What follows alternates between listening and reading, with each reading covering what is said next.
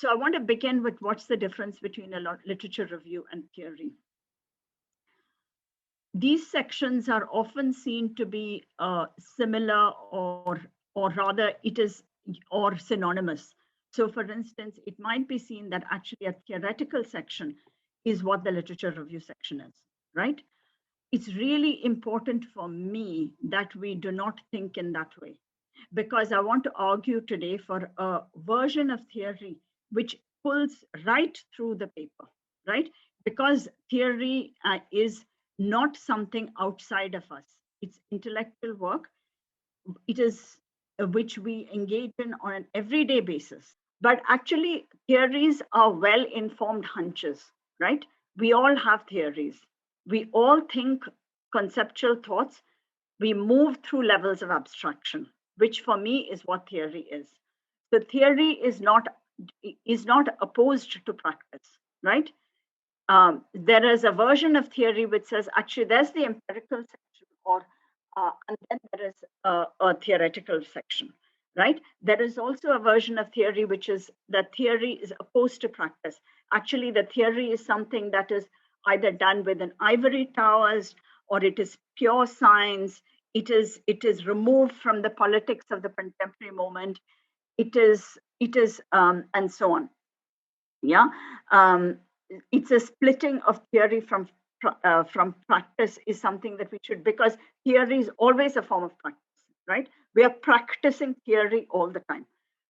And because what is practice then? Practice is actually just looking at stuff, thinking things through really in depth, and then going through levels of abstraction. And I'll come back to what levels of abstraction is, right? Theory is also not different from empirical, right? It is really dangerous to think about empirical as very different from theoretical, because instead what I'd like to argue is for what in what in a Marxist or Hegelian sense can be considered as praxis, which is practice informed by theory, but also theory informed by practice, right? So it's a set of activities which always involves some form of abstraction. So let me then go on to talk you through what actually is abstraction. So when you go into a field, you never go in without presuppositions, right? You already have certain kinds of common sense knowledges and beliefs, right? Theory is about making these pre-theories more explicit and also opening them up to challenge, right? So you look back and you say, and so where did these pre-theories come from? They come really from the fact that, and okay, so let me give you an example. I go into a field and I start to think, okay, this is migration over here. And my pre-theory is that these people are fleeing from poverty or from gendered violence or something else, right? And then I go in and look for literature which really solidifies that. And then I go away saying, aha, I have another case study of a material which shows that just like in other cases, the same thing has happened. But if you do good theoretical work, what you'll do is you'll subject those pre-theories themselves to some level of interrogation. So you'll say, why did I think that actually these people were fleeing from poverty? Why did I think that they were actually just running away from gendered violence, right? How did I come to that? Is that because I saw a lot of case studies? Is that because of what I read? What led me to that kind of regime of truth, right? That led me to this. And I interrogate that itself. And I say, maybe that's wrong. Maybe there are cases which are opposite, which will teach me something different. So we already have experiences, including the experiences of reading other things, because that's also a form of experience, right? When we read a literature or an article, that's an experience, right? Some of them you say, oof, that was so tough. And some you'll say, wow, that was, so inspirational, right? And that's an experience, right? And it's an emotional experience. So I always say to people, when you're reading stuff, read things which make you feel comfortable. And eventually your degree of comfort with things will improve and will change. Sometimes I feel deeply uncomfortable with things that I read before. So that depends on what mood you're in, what you feel like, what you're looking for. So you're already going in with pre-hunches, you're going in looking for certain kinds of things, but interrogate your pre-theories, right? And how do you interrogate your pre-theories? You interrogate your pre-theories in part through looking at the literature. So you look at what's been written in the field and say, all this exists, but that's only a version, right? And that is only a version. There might be other experiences or knowledges that can unsettle those forms of reading. Or can I read the same thing differently, right? So everybody looks at it in a particular way. Do I read something else from this which other people are not seeing, right? And this degree of reflection, this bit of actually sitting back, and I often have to do this really sitting away from the computer, sitting and thinking by myself, or when I'm out on a walk and I think, and sometimes it's the practical things when I'm talking to somebody about something totally different, and I'll say, this really resonates with some issue that I'm writing about, which is quite conceptual. But it shows me that actually reality doesn't work in that kind of a way. And it's using those everyday nuggets, those moments of intense insight in order to interrogate the literature, right? So you own the literature doesn't own you. You craft your way through it. You rewrite it for your purposes, yeah? And this is the power that I give you today.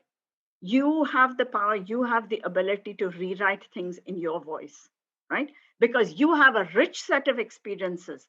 So you don't have to look for examples of what it is that other people have written and say, here's another example with a slight difference or in a different area, right? What you do is to say, those examples don't quite resonate with what I know. Or, if I take those examples or this theory somewhere else, it wouldn't look the same. So what does that do for theory, not just for the literature or not for the case? So it's important to question our existing positions and to dialogue with them. So you need to keep that kind of conversation going between your thoughts and ideas, yeah? Between what you read, what you see, what you hear, right? It's that kind of a really productive conversation which occurs in unexpected moments, right? It doesn't come when I can sit there for hours and think, oh, I wish I could understand. But it may not happen then. It may happen somewhere when you completely don't expect it, right? Sometimes in the shower, sometimes when I'm out on a walk, right? Very often in conversations which tell me something, I think, well, if they understood it like this, then actually there's something here which everybody's understanding it and isn't there in the literature. It is really problematic according to me. So it's that kind of thing that that you kind of need to work the textures of existing knowledges. And praxis means taking others and our theories seriously enough to seek to act and live by them, letting what is learned in the living also test and develop the theories. So draw theory closer together to practice and bring knowledge to account, right? And we can be intensely practical about how we do theory. So how does all this relate to literature searches? Literature searches are in fact one of the ways in which we may discover some theoretical insights, not necessarily, sometimes, right? They're not the same. And a literature search can involve many things. So for instance, in a literature review, you might look for example, if I'm trying to study international student migration in Africa, I might look for literature on international students. I might look at migration in Africa. I might also then need to look at all kinds of other areas like education in Africa. I might need to look at the histories of education in Africa, not just that in the contemporary moment. I might need to look forwards into what are the kinds of ways in which they are understood. I often look at the ethical debates around it, the normative issues, which are often wrapped up in the words brain drain. I might look at return. right? You can see how much I have stretched the words. Yeah, I've stretched it across time. I've stretched it also in terms of how I think about each of those individual words. So, for instance, when I think of international students, I think, what is the international? Yeah, did the nation exist in the same way? And this is really important in the African context, right? Because in effect, so many people who moved uh, to study were people who moved, and then the boundaries were drawn around them after them, right? And they were inherent to reproduce, to constructing new boundaries as well. So because a lot of international student migrants, especially in institutions like Makerere, went on to fight for independence. They drew new lines of the national, right? So they produced something which was you know, national into an international by drawing a boundary, by fighting for independence, right? Here, what have I done? I've stretched what does the word international mean? And I then look at a slightly different literature. I look at the histories of how the nation was produced in order to understand what does the international, when did this word international mean? I don't take international for granted. I also say, what difference does location make, right? What difference does it make if I start from Africa or from a particular region or a place, right? And that's another part of the literature search, right? I review for thinking that, and I believe first and foremost, I believe, right? Actually believe that it matters. Place matters. That when I start from Africa, I will see something differently. When I see and try to work through the how people in Africa are seeing things, it makes a difference, right? That's why it's so important to kind of value your own knowledges. So what is so, and the reason we engage with this other literature is because it's an endowment, it's our inheritance, right? It's something that we can build upon because it exists. We are lucky enough to have that knowledge, right? We also want to pay tribute to those people who have come before us. And I think that's also really important in an African sense, because there's something here about ancestry and recognizing that. And increasingly, what I do when I do in that literature review, and this is coming out of that kind of a perspective, is I don't say this one is wrong, that one is wrong, this one is wrong, but I'm right. But now I will build upon their work, right? In order to maybe channel their work slightly differently. Sometimes I'm challenging them, but I try not to frame it because I really believe increasingly that we owe a lot to the people who came before us. So, what is this right literature?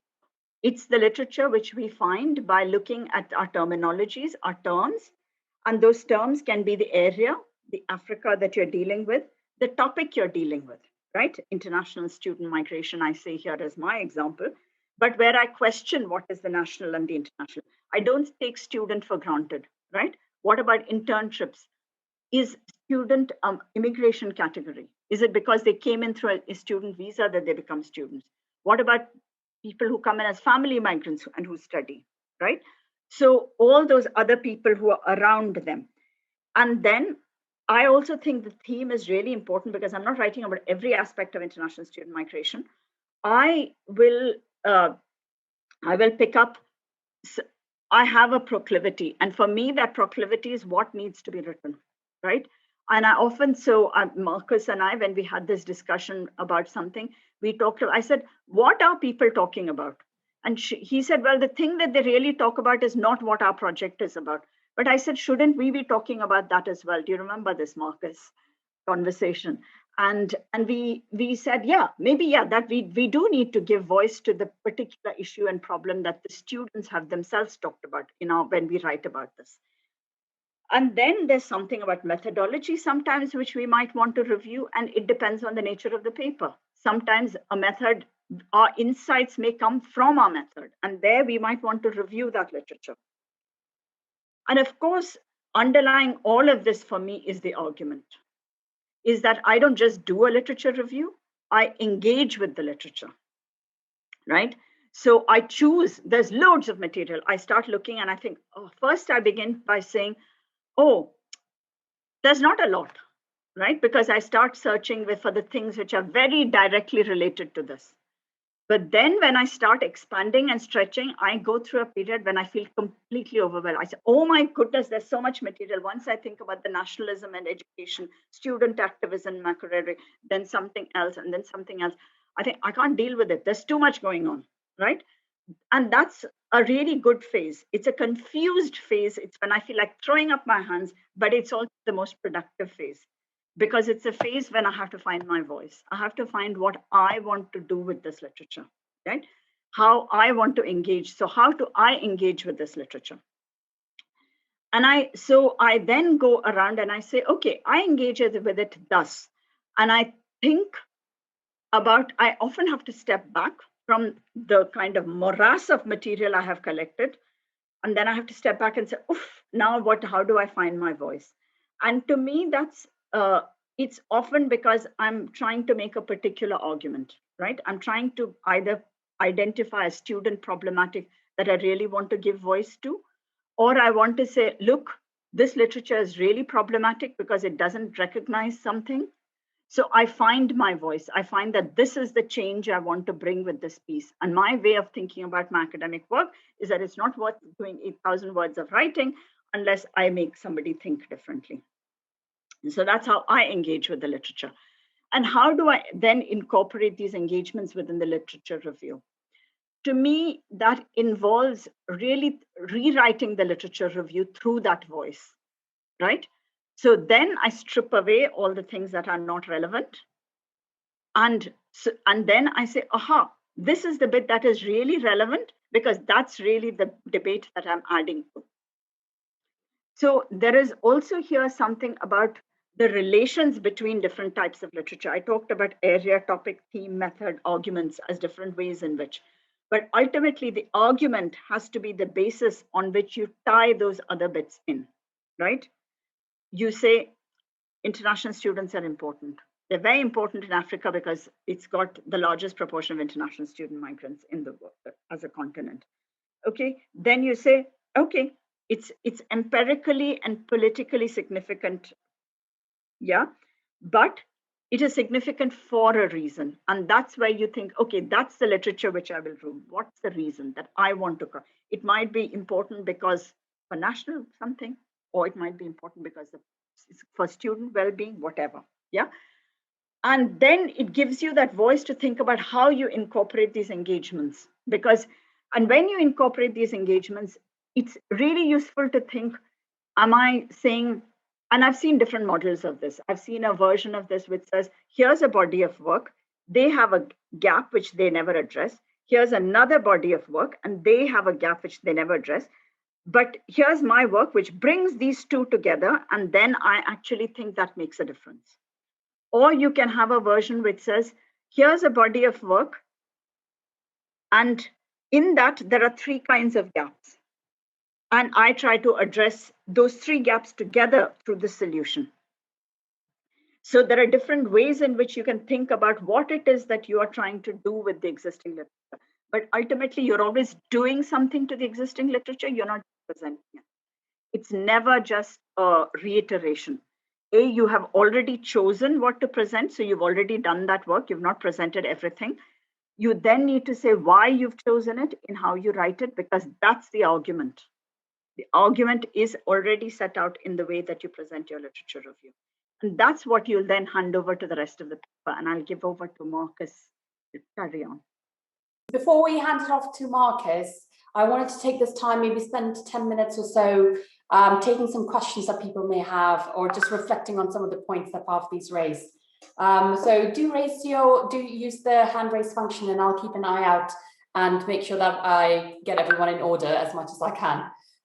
So thank you for that. So we've got Ali Ahmed Safi, and apologies if I'm mispronouncing people's names. Thank you very much.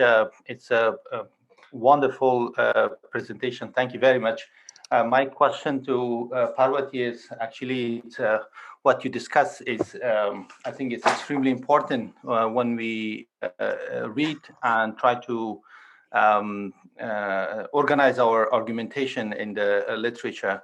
My question is, how is there a standard way to how much literature we should read, and the argumentation, how we organize our argumentation. Is it based on the priority, or we started very generally, broadly, and then narrow it down to when we come to the later stages of the literature? Thank you. That's a really valid question, and actually I should have focused on this. So I guess for me, there's something here about reading enough that you know that you have covered it all. Not all the literature, but that you have understood, you have the tools with which to make your argument, right? It's that you have read enough of things that to act, to provoke you to reply, but also enough that you know that you have covered the field somewhat, right? So when I say covered, I mean when we do this with PhD students, we say focus on an area, read around that for 3 weeks, have a broad sense of everything that's there in it, but dig deeper into some bits. Then another area, then you spend 2-3 weeks reading on that, but then dig deeper. Obviously, with a thesis over 3 years, you have lots more time to do that. With a paper, you don't do it with as much time. But it's very often, there's also something here about going forwards and backwards, because then my paper sometimes will change because of the engagement with some degree of literature. Then actually I have to read a totally different literature. And some of what I read and what it provoked makes me now do something totally different. And it leads me to another literature. So there's really practical things also about how do I find this literature, right? Yeah, no, so I think that it's a really valid question, but for me, it is when I start seeing more and more of the same things and not finding new intellectual challenges, then I feel like I am done. I feel like, okay, I've probably read enough for now, but it's always for now, right? Because it's always an open-ended thing that I might have to come back and read this later. Does that help? Yes, thank you. Alfred? Thank you, Professor, for the discussion. I have 3 small questions. The first one is, how does theory inform a study throughout the entire study? How does theory inform the introduction? How does theory inform the chapter 2 literature review? How does theory inform chapter 3 methodology? How does theory inform chapter 4 the findings, and maybe chapter 5 on the recommendations and whichever? That is question number 1. Question number 2, how do you identify a theory and you really say, this is the theory that shall inform my study? And how do you know that it is really relevant for that study? And my question number 3, in the course of engaging with the literature,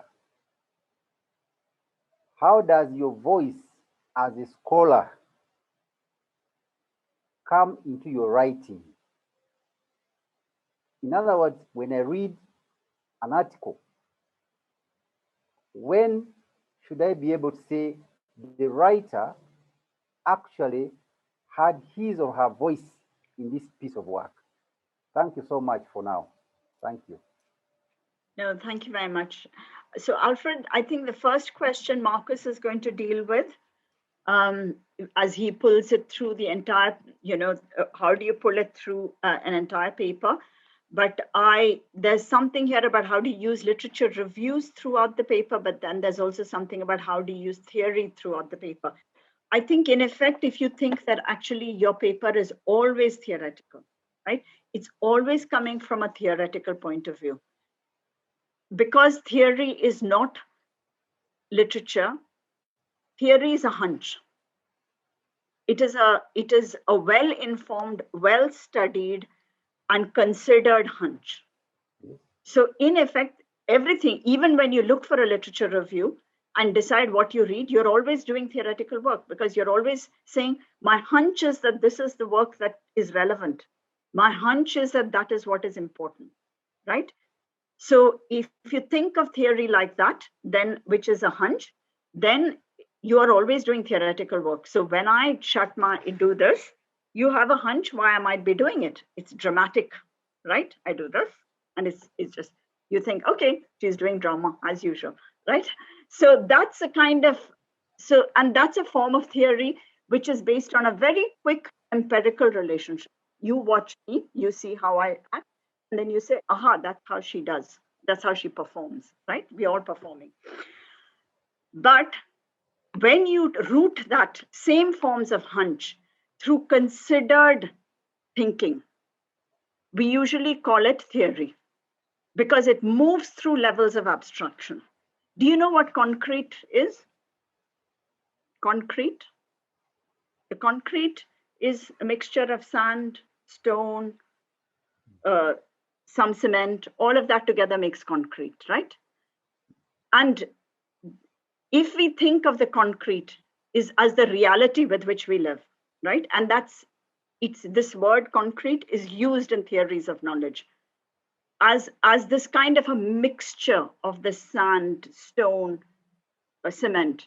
Then what we're doing with that concrete is that from that concrete, we're always abstracting. We're always identifying threads of hunches, right? A thread of a hunch, which is saying it could be this or it could be that from the concrete, because the concrete is a mixture, right? And that's how you know, those are the threads you pull out in the literature review, because you follow those threads. You look back at those threads and say, going down that bit of stone, this is what I might find. How do you identify theory? Theory is praxis. It is a practice. There is a practice to theory. Reading is part of it, thinking is part of it, abstracting is part of it, writing is part of it. All of those are parts of theory. So you identify you can identify it primarily through its moments of abstraction, as its difference from the concrete, where you follow back on the individual threads, right? You look for explanatory power. You look for a political perspective. You look for argumentation. And that's how you know that you're doing theoretical work, right? And that it's just well-informed, well-studied hunches, right? And we do it all the time. We do it every day. We have a theory. We have a theory about why it rains. We have a theory about something else. But then we often don't know enough about why it rains, right? So then we say, okay, that's kind of a little informed theory. But when we write academic papers, we like to have well-informed theories, where we read a lot and then have nice hunches, right? And when you think you have read enough that your hunches are really nice and strong, that's when you can say I'm doing good theoretical work. But we can do bad theoretical work as well, right? When we don't do enough reading, when we don't follow back on those individual steps adequately. How do you know it's relevant? This is based on what is relevance. Relevant for what? If it's for your argument, right? Then that's how you'll know that it is relevant. So relevance is always relevant to something. And if you own that thing for which you want it to be relevant, then you will know that it's relevant. Coming from a postcolonial perspective, from a particular theoretical angle, I cannot do work on international student migration without questioning the boundaries of the national, because that's who I am. I'm always interested in historicizing, in saying, actually, the nation itself was a colonial artifact, right? So therefore, and those inheritances of the colonial artifact are currently present in the definition of the international. So I need to read those things, because that's what's relevant to me and who I am. So while engaging with the literature, how does your voice come through? Either of you want to take this? I wonder if that's something that Marcus can do, because we have a whole host of questions in the chat, and people will probably kill me to say this, but Parvati, I will have to stop now and let Marcus take on. And we will come back to, I'm sure we'll come back to these points again. And thank you, Alfred, for those questions. They're really, really, really, very extremely relevant and very good questions. And hopefully some of the other talks and seminars in the series will touch upon them again and again, because we'll always be coming back to this balance of the literature, the theory, the concepts, the empirics, because that's how we have to navigate these. So at this point, I will have Marcus take this on and maybe, I'll try to answer some of the questions that have been raised and potentially raise another whole host of questions that we may not have a chance to answer. But over to you, Marcus. Thank you very much. So yeah, thank you for Parvati's presentation and the questions. It's really nice and helps me think about what I'm going to talk about as well. So in the previous workshop in January, I was talking about the different sections of a paper and how we build them up and what the content should be in each of those sections. And I focused specifically on the introduction, breaking it down in terms of each paragraph. But today I will talk about the literature review. But rather than talking about what that section should be about, I will rather focus a bit more on how the different parts of the paper should be related to the literature or the theory of the paper, as Alfred asked about. So that's great that you asked about that. So when it comes to the introduction is, of course, the part that comes before the literature review. But for us to set up the introduction in a way that helps the reader understand how the paper relates to existing knowledge and debates about the topic that you're writing about, I would suggest bringing in some key literature already in the introduction. So in this way, you're kind of making it clear from very early on that your paper is not just a description of your empirical findings, but you're rather engaging and potentially contributing to a body of knowledge that's already out there. And as Parvati mentioned, you might challenge some parts of it or contest it, if you like. But the point is that you're making it very clear that your paper is not a singular piece, but it's rather paying tribute to those who came before you, but also challenging perspectives that you find problematic. So by doing this, you're already starting to show the importance and the relevance of your paper, and you give the reader a sense of what you're going to explore in the following. But of course, you can't put a lot of detail into the introduction on the theory and literature, and I would say maybe focus one paragraph on the key literature, and then of course you engage with some other, you use other references in the rest of the introduction. So already from the start of the paper, you start bringing in the literature. You don't wait until you get to the next section, which is more focused on the literature review, but you've already set up for it. And then when you get to the literature review section, that's where you go into more detail and present I don't know if it's the right word, but the existing knowledge, or kind of the most, having read widely, as Parvati explained, you here kind of condense it and focus on the key findings that are most relevant to you, and where you feel that not only that you can contribute something to them, but also where you can use their insights to help your paper and to develop the analysis of your own data in the subsequent sections. And just on a little side note, often when we read papers, I see that people struggle with this section, and sometimes people come up and they found one great theory from 1984, and they base this section on that particular theory and then try to use only that to explain their whole paper. But having read broadly and understood the different aspects of the different bodies of literature, I would propose to engage with a wider set of literature or theory to set this up in a more compelling way to make your own paper more interesting. And then I thought I should mention the methods section in relation to the literature review as well. Of course, the section is primarily focused on describing the methods you've used to collect your data. So this description does not necessarily require an in-depth engagement with the theoretical underpinnings of your methodology, but I think it's still valuable to engage with literature that relates to your field to highlight how other scholars who have studied similar or related topics, how they have collected their data to get a sense of how their creation of knowledge has taken place. And based on that, you can show why you've made your choices and to explain that you've used different methods or you're working on it in a very different context, and therefore it's important to do this.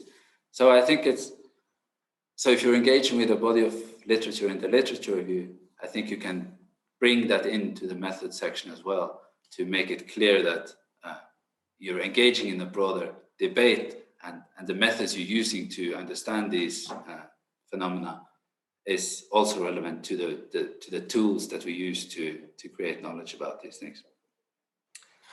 And by doing that, you're kind of continuing the conversation and dialogue with other scholars by showing that it's not objective tools to collect your data, but it's rather part of a broader debate on the topic. And then when we get to the empirical sections, this is where I think you can start being more proactive than in the method section, at least, about pointing back to what you've introduced earlier in the paper. So, of course, the main focus is on presenting your own findings, but the value of your findings can be made clearer if you provide analysis of your materials that makes connection to the literature. So, for example, when you discuss a quote by a research participant, you can strengthen this analysis by showing how these insights are similar or different from what other scholars have found. So rather than just presenting your own findings, you engage with with the existing knowledge or debates about the topic to show the readers that you have collected data that helps understand not only this one specific case study from one particular place, but you're also shedding light on this topic beyond context. So you're stepping out from your own little bubble and making your own findings relevant to someone who's not particularly interested in this country or this university or whatever you're studying. So by making these connections to literature in your empirical sections, you're strengthening your paper. But then to make this work, you need to set this up in the introduction and the literature review sections so that these connections don't emerge out of nowhere suddenly in the empirical sections. So I'm saying this because I'm trying to clarify that this is how you make your argument. You're building it up from the start, and then so you kind of frame the paper early on, engage with the relevant literature there, and then you point back to it here. So you're starting to talk back to the literature you've engaged with, and you're making those connections clearer based on your own data. And in this way, I think you make your paper more coherent and convincing by engaging with that literature again. And then when we get to the conclusion, I think the literature review, this is where you really see why it's very important to set it up nicely. Often we see papers that use the conclusion more as a summary of what you've kind of presented in the empirical sections, but that's not really the purpose of the conclusion. Because as a reader, I would just have read the empirical section, so there's really no need for me to be reminded about what you've just told me. Instead, you think you need to bring together the materials you've presented in the empirical sections and tell the reader the wider importance of your findings. And speaking of this importance of your findings, it's very difficult if you don't make the connections to the existing knowledge of the topic very clear. So we need to know what is already known, and it's based on that you can make statements about how your own findings relate to those of others. So if you have set up the literature review section clearly and engaged with key literature throughout the paper, it will have become clearer to yourself how your findings are different from those of others and how it adds new insights. So that's why when you engage with literature in the empirical sections, you're kind of identifying some differences and what your study adds And then when you get to the conclusion, you draw that out in more detail.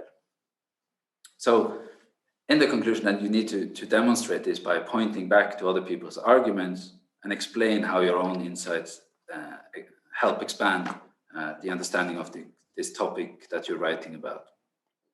So for me, the conclusion serves to complete the engagement with the literature, because you have already shown what is known, what is problematic, and then in the empirical sections, you have shown your own research findings with some pointers to this existing knowledge. And then here in the conclusion, you make a wider case for showing how the materials you have presented constitute a unique argument that makes your paper different from others and contribute to create new knowledge.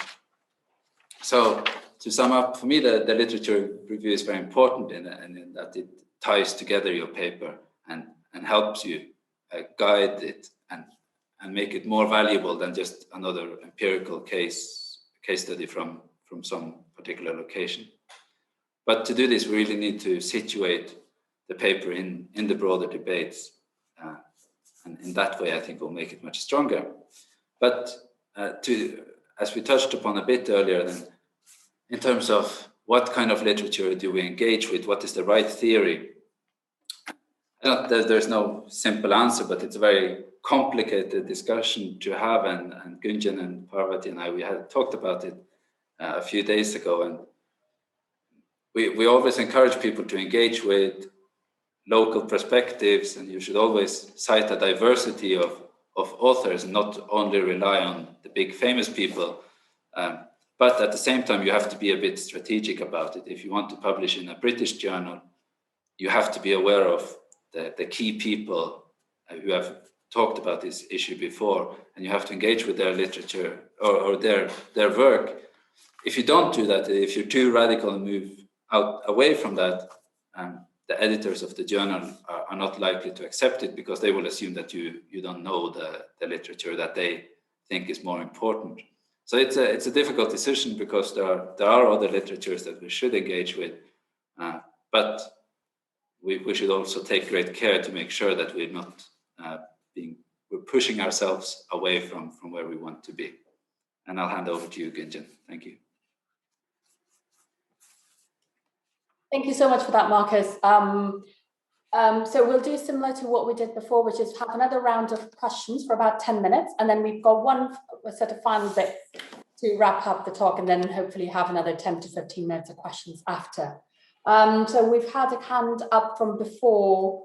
So the question, I think, is around how do you, it's that line between the theory and the literature review as to, hopefully I'm interpreting it properly, is the line between that theory and literature review, right? So where do you, so the discussion that we've been having that we all struggle with, I think, is where do you define the theory? How do you, as opposed to the literature review? Is that correct, or would you like to clarify that further, Abudin?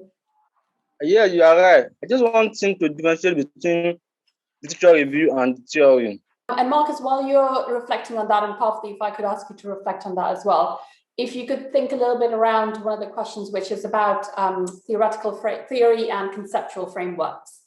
So so those boundaries between theory, conceptual frameworks, literature reviews, and how those inform the process.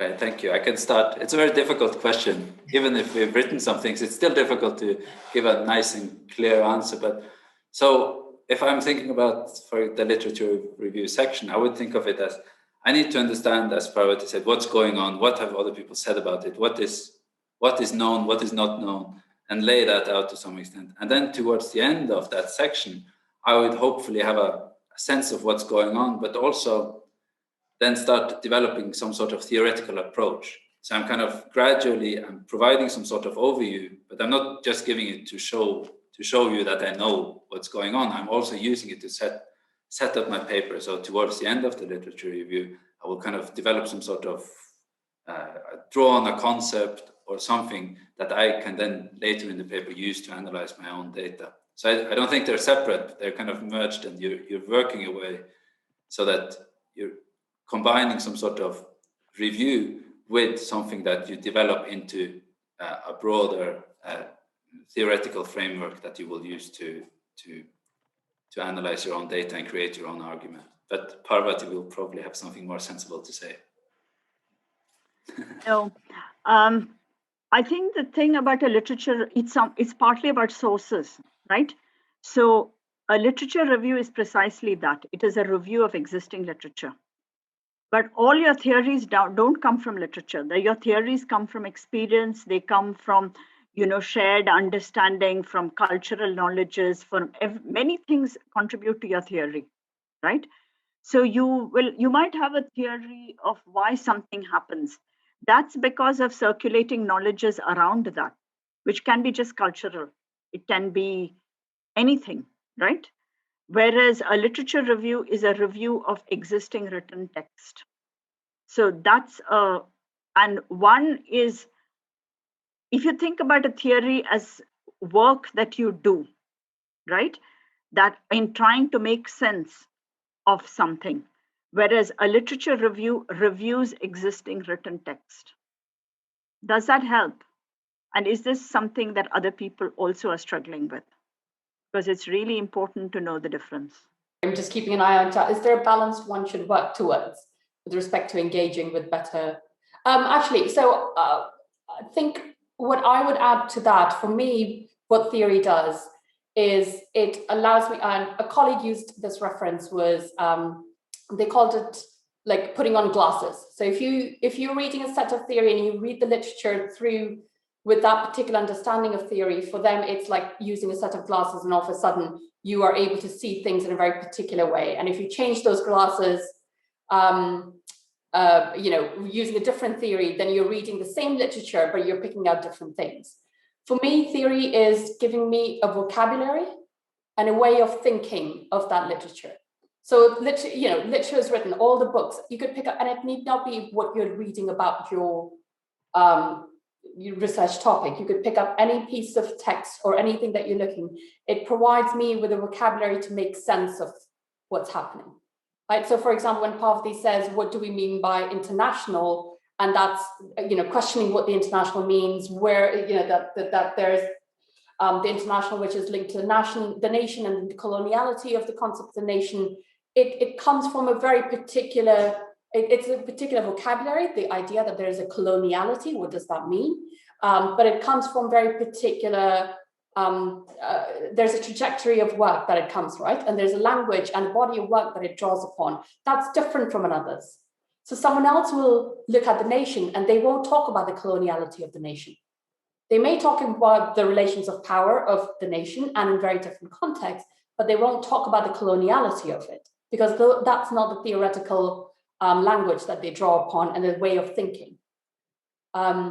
So while there may not be a separate section of theory in my paper, how I write about the literature review, how I read through the literature is informed by how I'm reading it, which is informed by the theory that I'm drawing upon. That helps me think through and write about it. So that's a completely different way, and that only works, that's how I make sense of what role this plays, what is it that it does for me when I try to write something, and then trying to translate, and which may not make sense to anyone else either, so that's fine. There's a whole host of questions that I don't see any hands up, so I'll just go back to the chat and just read out some of the questions there. Ali, I saw your hand go up, but let me just go through the chat first and then I'll come back to you. I hope that's okay.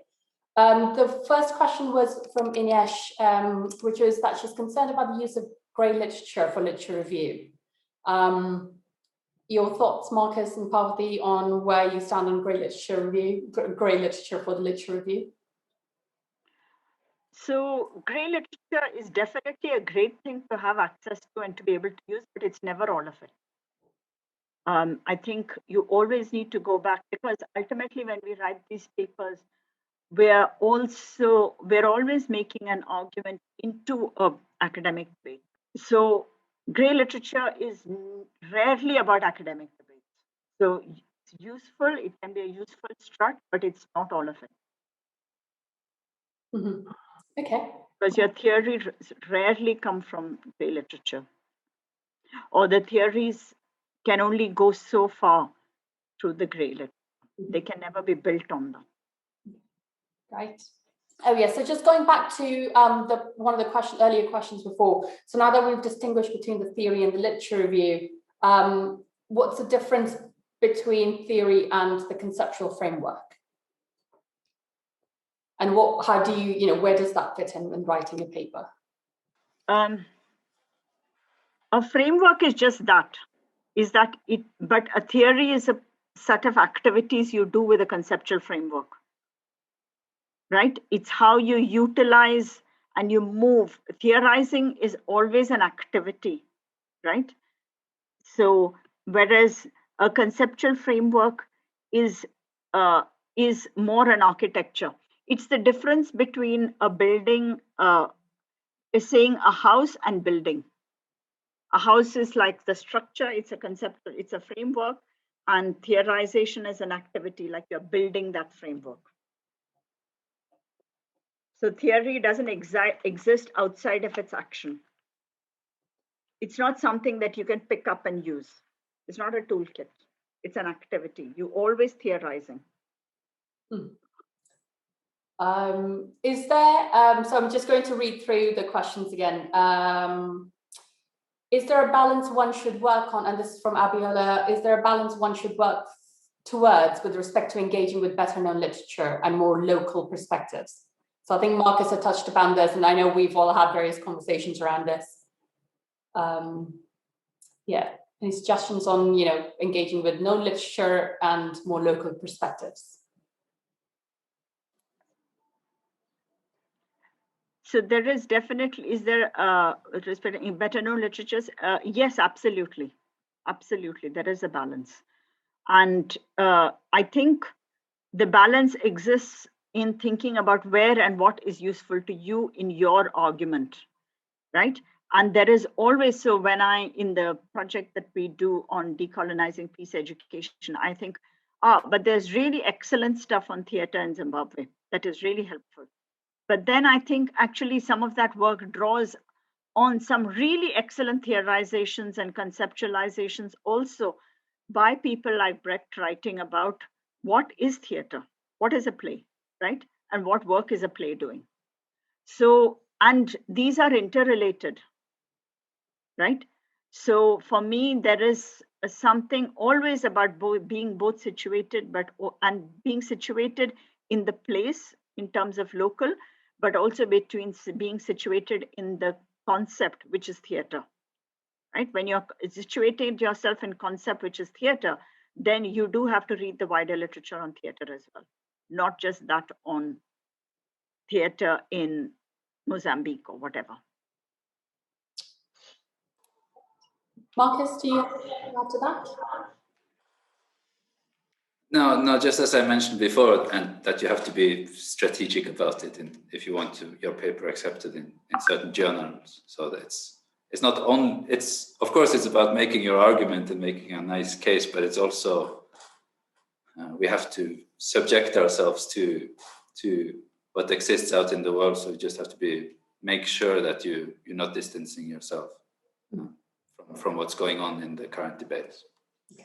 Right, thank you. There's I see 2 hands up, and we still have a couple of questions on the chat. So if what I may do is I'll let Agatha and sorry, I'm just Ianu ask the questions, and then maybe we can retain the questions till the last bit of presentation that we've left, and then we'll come back and try to consolidate all the questions together. And my apologies again for mispronouncing everyone's names. And also not having the chance to really, give everyone the opportunity to ask the questions. Well, I recognize we have only limited time and there's lots to cover. So yes, if we could first have, I think it was Agatha. So my question is, at what point can one confidently, develop a conceptual framework, and of what use is this conceptual framework to your entire work? I'm a PhD student here in Nigeria. Parvati, did you want to, or rather, actually, okay, if we could make a note and we can come back to the question. Okay, the next one, I believe we've got Ianu Lolua. Yes, thank you very much for the opportunity. Good afternoon, everyone. I've just got two questions. I'm struggling a bit to understand the concept of the theory as regards the law. For example, my PhD thesis talks about the law of state responsibility as regards the migration to Europe through the Mediterranean Sea. I'm just trying to understand, how do I fit in the theory that I've been talking about into the law? What was the theory in my thesis, for example? And the second question I have with is, for some time I've been struggling with getting the right keywords to help me in writing my literature review. For example, trying to investigate why are people migrating to Europe, for example, through the Mediterranean Sea. How do I get the right keywords in searching for the literature I need? Thank you very much. Actually, so sorry, my video's gone off for a bit. That might actually be a good way to transition into the next little bit of the presentation, and it's very short. But I think that touches upon briefly on your keyword searches and literature searches and that. So in terms of finding the relevant literature review, I think it's a multi-pronged strategy, and that's precisely what you need. There are different levels that you could do. You could do a literature review that's very general and broad and just to explore, right? You can do a very basic one, which is go to Google Scholar, type in just whatever the key, whatever the words are in the title of your project. So if, as you said, African, migration and Mediterranean, and see what comes up. And Google Scholar in that context. And see what the top results are. But at the same time, knowing that the results that you get on Google Scholar are biased. They're based on, because there's an algorithm just like everything else we do. So they're based on what's read the most, what's clicked on the most, what's cited the most. So there is already a bias in that they're likely to be white, but they're written by white men, or they're written by the global north, within the context of the global north. They draw on very particular theories. So the more a person's work is used, the more higher it'll be ranked, the more often it appears on the search results on Google Scholar. But what that gives you, in fact, is sort of, it filters for you what the dominant narrative is. And then the question is, it goes back to, when you're doing your research and your academic paper is, well, what is it that you want to dig further? Is it that you want to continue on work that continues to repeat what the dominant narrative is saying, or do you have other research questions, or do you want to be more critical? What is it that you want to dig in? And you start adding those words in, and you start filtering those searches in. And that's when you start to strategize, right? So once you've done a very basic exploratory review, no matter what it is, I mean, Parvati and I do that constantly because we've recently started working on a little project. And our first thing was just do basic review. Not as strategic or organized, just go to Google Scholar, do a couple of searches, go on general Google, do a couple of searches, and then come up with a strategy of what else do we need. Well, we have this, but these are the gaps that we need. But those gaps are based on the kind of work we do, and those gaps are based on the type of work we want to continue to do. So if we're looking at women migrants into Europe, we're saying, well, okay, we're looking at women migrants into Europe, and the dominant literature very much is about work in very particular ways and their problems or issues of dealing with being at home or gender relations in very specific ways. It's like, well, okay, well, beyond that, we are interested in things that are not covered in this literature review. How do we go beyond that? Well, we need to look at the highly skilled women, and we need to look at the students.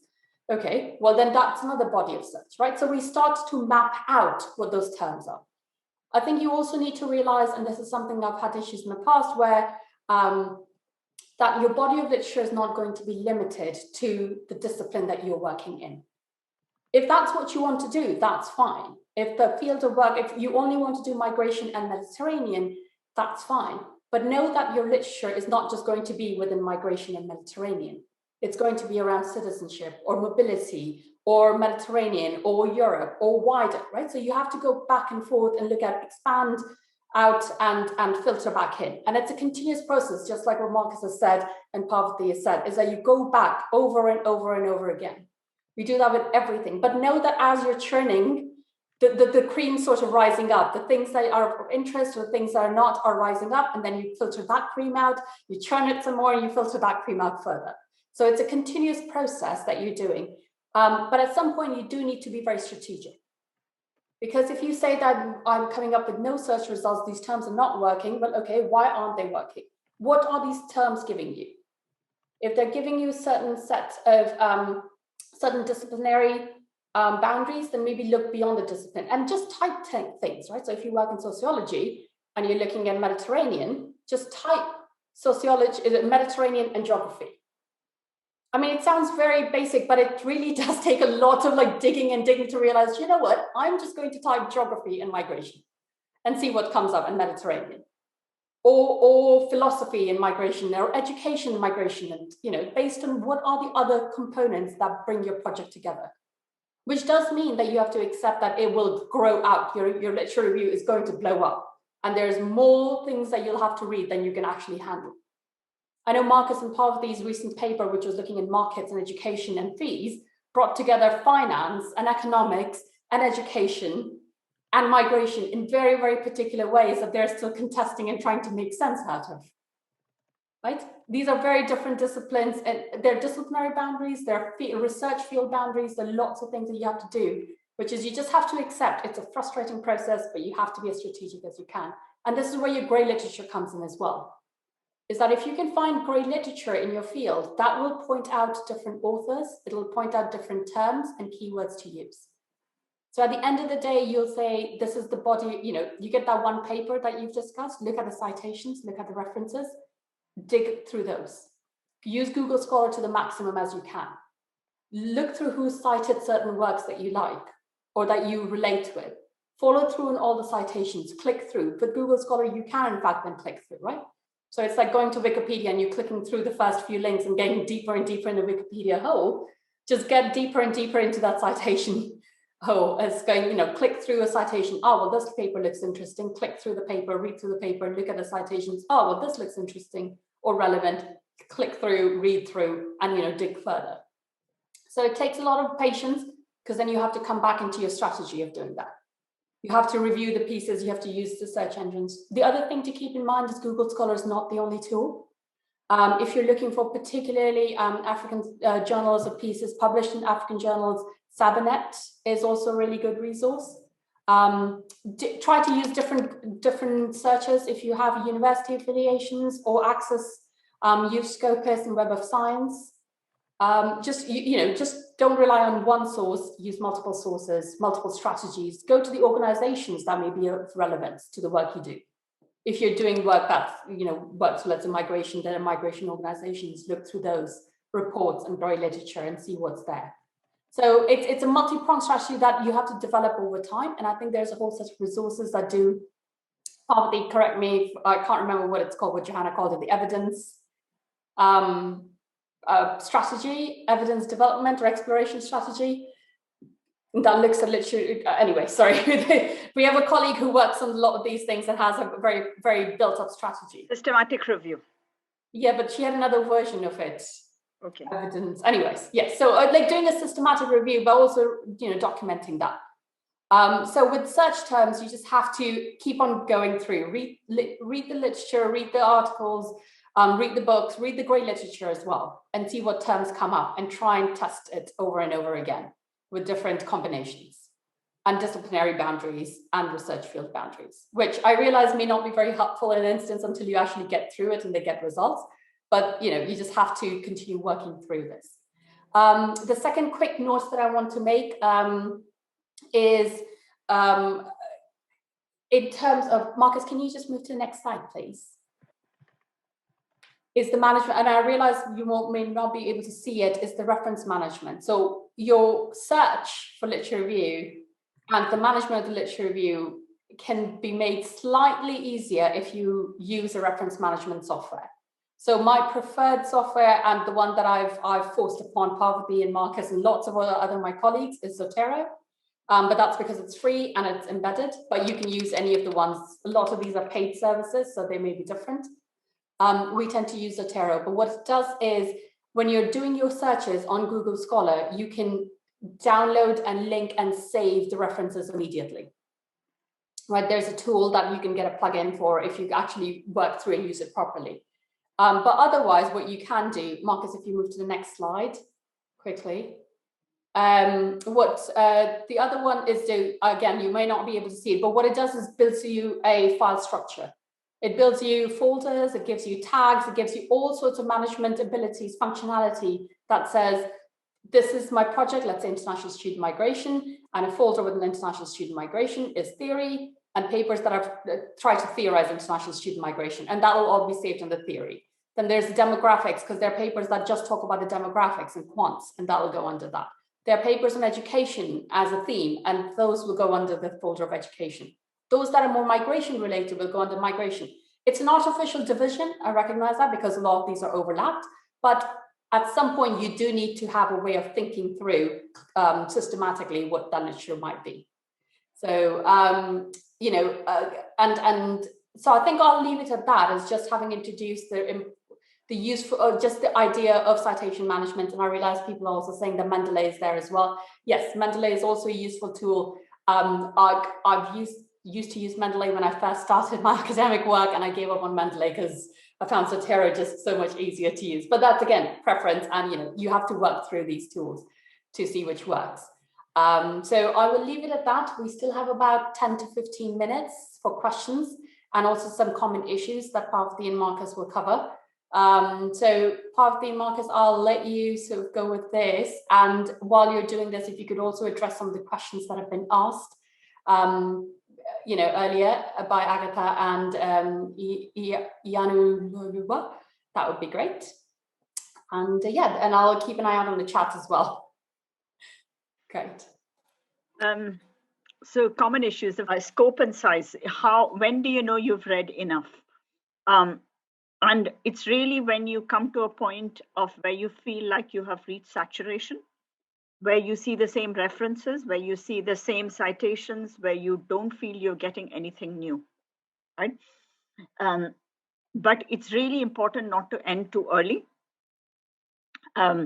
You have to think widely. So you have to think of your research project as, actually, there's all this stuff here, and you're pulling something out and saying, okay, this is what really matters, right? But all that material is necessary in order to identify what really matters. So the scope and size of a literature review is usually, in a practical terms, it's often the more, in a paper, maybe 1,500 words. It can be more. It depends on the nature of the paper, and all papers are different. Theoretical papers might be all reviewing existing literature, right? And that's as relevant. But in a theoretical paper, your empirics are other people's literature, right? It's not that they don't have empirics, but the empirics are other people's literature. That's your empiric. So in effect, it depends. It's really important, but we typically say 1,500 to 2,000 words, so that it gives you enough room to actually position yourself. In a sense, when you're trying to put yourself in the literature review, is saying, who are my friends? Who are the people whom I'm communicating this with? Who are the friends who have written around me, right? And what am I doing with their work? And what am I doing more than their work, right? So it's really about identifying those conversations. So then you have conversations, which is your interviews, which you've done. But if you think of the literature review as another kind of conversation, it's conversations with texts and with authors who have gone before you, right? And so that's really about the scope and size. And it's also about the nature of engagement. So what is very often the issue, the scope and size, very often the issue might be that you have lopsided, so you have very short literature reviews which are not directly connected to the empirical material, and that's very significant problem. And that's because the nature of the engagement between the empirical and the theoretical is not clear.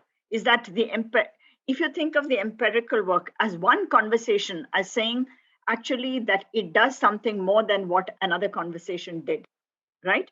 So here's a conversation I had with all these other texts, right? And I found these things really interesting. But then I had these conversations with these migrant women in the, in a trans-border migrant women's organization. And that conversation made me rethink or added something to the conversations I had with the existing literature, right? If you don't make that clear as to how these two link, and there are really practical things that you need to do. For instance, you can't do that second bit of work well if you don't say, okay, compared to the existing literature, this is what this work did. So an empirical section always has to also go back to the literature review references. Because if it doesn't do that, it's not really engaging with that previous conversation. They're two separate conversations. The literature did this and my empirics did this, but they have to engage, right? So it's really important to make that conversation a whole and to add them all together. And the conclusions have to go back on that conversation, right? So the conclusions cannot be policy related alone, which we've talked about in the past. They have to go back and say, how has the literature review changed because of the empirical stuff that you've done? And that is got to come out in the conclusion. So the conclusion shouldn't start with a new literature. It should never say, oh, here's something new I read latest. No, because it must go back and say, compared to that previous literature that I read, here's what I've added to that. Here's what my contribution is. What are the implications for the future? Right? And very often, these are 5 really fundamental issues that lead to papers being rejected. A, the scope and size is not right. The nature of engagement with the literature is not, you just say this is what exists. You don't say this is what exists, but it's not enough. Or, but I have something more to say. So you don't make a hole for yourself in that literature which says, actually, here I am and I can address this. And then you don't sometimes look at the empirical theoretical nexus. And then this is not just pulled through into the conclusion. So the conclusion is then on something which is related to policy, which was never there in the literature review anyway. It was not really clear from the empirical either.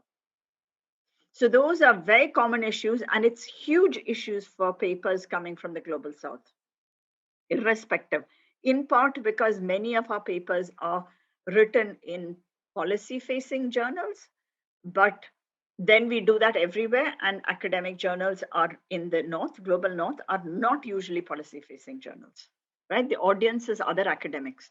They are doing a trade in ideas and concepts. Yeah, they're not doing a trade in policy. So you need to think of that.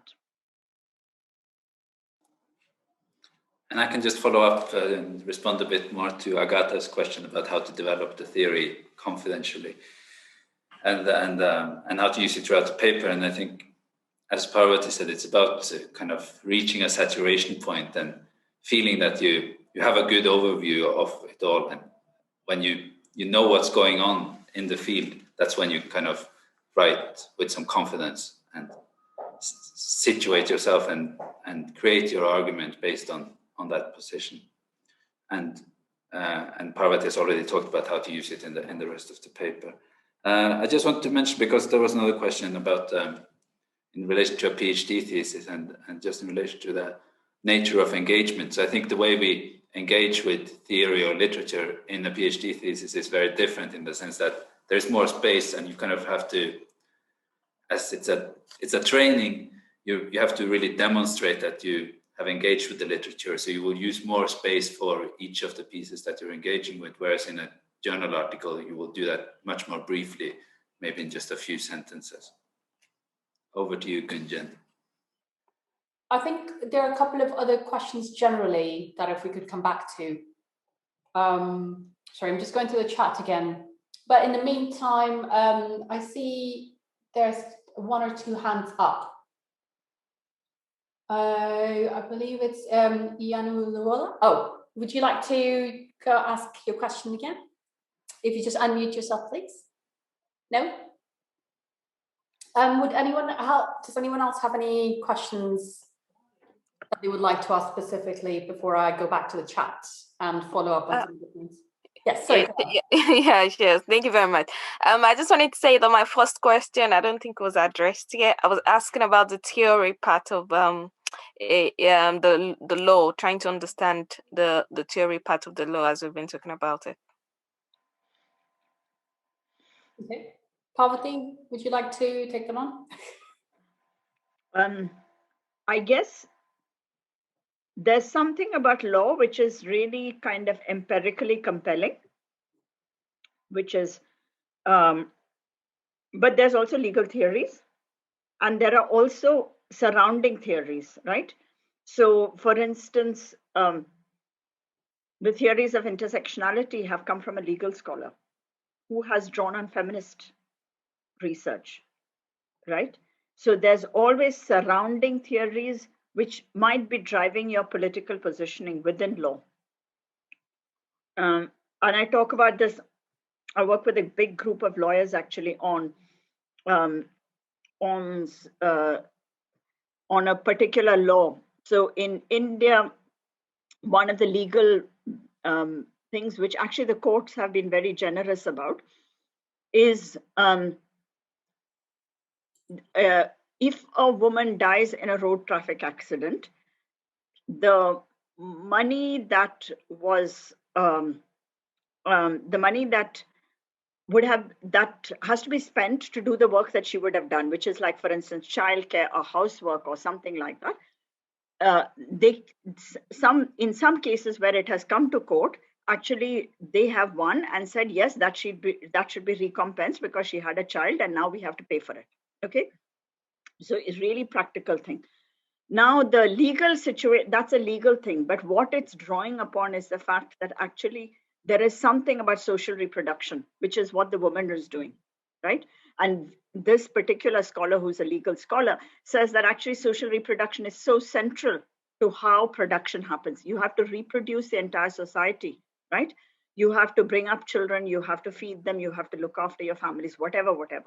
And therefore, there is a legal claim to people who are doing social reproduction. And she uses this to argue that if you know how to value women's work once they're dead, and you know how to actually calculate it because you're giving them a figure through your insurance, then why not do this when you're alive, right? Is there a thing, for instance, wages for housework? And that's a legal claim that is being made. So that's a practical example of some work that legal scholars are doing, but they're using surrounding theories, right? And not focusing, because they have a political point they want to make. So again, it goes back to what's the argument you want to make, right? Once you know what that argument is, it's easier to say where that theory might come from. Does that make sense? Great. Thanks. Yes, thank you very much. Yes, thank you. Right, thank you so much. We've got a couple of hands up. So first we've got you, Sofu. Thank you so much. For academic writing, there are so many lecturers who used to mention something related to the age of books one should read. Some are commenting we should not go beyond 5 years or 10 years book old. What's your comment about that? Thank you. My view is that you should always go beyond 5 and 10 years because there's people have written really interesting and valuable things before, but you cannot only stay with those 5 things which are just 5 and which are that old, because there's also new interesting things being said. So really important to do both. And in fact, just before this, Gunjan and I had a meeting and I said, actually, the paper that I think is really useful is a paper from 1906. That's like 15 years old. And it really throws a really interesting challenge for some conceptualizations of migration, right? And it's coming out of, so it's very tricky. I've tried to put it into a paper, the 1906 publication, and said, look, when you look at migration and development in 1906, it looked very different. And it's also got a separate 1889 reference, yeah? And every time the journal authors will come back and say, sorry, this is really not relevant to your paper. But so maybe it wasn't. And maybe I was trying to do too much in the paper by stretching that. And maybe the next paper, which we were talking about today, actually, yes, that's really going to be about the importance of stretching it that back. far back. But otherwise, maybe there's just too much going on in more recent years. But so I can understand why they took it out. But it really depends on what is relevant. There is also some work to be done, especially in the African context, of excellent work from the past, which needs to be looked back on, right? And it occurs in small libraries. It occurs in unexpected places, right? And we really need to to amplify the voices of those pieces. And I say in Nigeria, I was reading something about the English language department in Zaria, I'm not quite sure which. And the whole way in which they were so important for a particular post-colonial moment. And there's a lot of literature from the 1960s on this. And I was saying to my research associates that you really need to look back and recognize that history, that actually you can build on that history and say, okay, what happened to that? What are the inheritances of that, right? Because there was some fantastic work done, especially in the first 10, 15 years before the structural adjustment programs really hit. There was some amazing work done, and there continues to be amazing work done. And we need to go back and recover that and really build on that. And some of it is so conceptually strong, grounded, a strong political voice. Yeah, I really love that stuff. And that's where I get my inspiration. So I read this in part because I think, wow, they did this in such straitened circumstances, right? When the countries were newly independent, struggling, trying to establish libraries, trying to develop universities. So many universities in Africa only came up after independence, right? So, and they achieved so much. So we must pay credence to that knowledge that they created. Great, thank you so much for that, Parvati. There was one more hand up. Oh yes, Ali's hand's up. So Ali, if you'd like to unmute yourself and ask the question. Thank you very much. I have a rather an easy question, actually. What Marcos talked about, the structure of the of paper, something which which I've come across reading different papers. I want to ask about the headings and subheadings of the journals. I read some articles which has maybe one or two heading, and I read some others that have multiple headings and subheadings. So is there a common practice or a protocol for journals to how to divide or how to use headings and subheadings? Thank you. I would say look at the journal you want to submit to and see how other papers have done it there. But in general, I'm a fan of headings because it helps to guide the reader through the paper, just to have clear headings so we know what's going to happen in each section. The heading really describes what's going to happen there. And so for me, that's very useful to break it down and have kind of a clear structure. So paragraphs, keep them between 150 and 250 words. It's very prescriptive, but it helps the reader, because if you keep it short, the paragraph, you deal with one issue in each paragraph, and each section deals with one issue. So you kind of break it down for the reader to make it easier for them to follow what you're trying to say. Right, thank you for that. Are there any questions? I'm sure we've missed lots of the questions and have to cut short lots of discussions and points that were really exciting. Anyone to help me with plagiarism control tool or app? Yusufu, that might be I'm sure we can, there are sort of Turnitin, but more institutional level issues around plagiarism, tools to manage plagiarism. I think that might be a conversation for a different session, because it might be a much longer one. But I'm aware we've gone about 7-8 minutes over our time. Are there any other questions that anyone would like to do before we close the session down for the day? No? Brilliant. Thank you so very much, everyone. Thank you so much for your questions, for attending, and for your participation. We will be having another seminar next month. We're just coming up, developing the program as we have just really started to build this up this year. So do bear with us. We will be releasing the information again soon, and we will contact you through Eventbrite as well to let you know the next the timings, dates and details of the next seminars and issues coming up. We will, as I said, we will make the recordings available. Hopefully by the end of this month, we'll have all of that sorted and streamlined, so it'll be slightly more easier to maintain and regular coming as we move through. So thank you again, everyone, so very much for this. And we look forward to seeing you at the next seminar.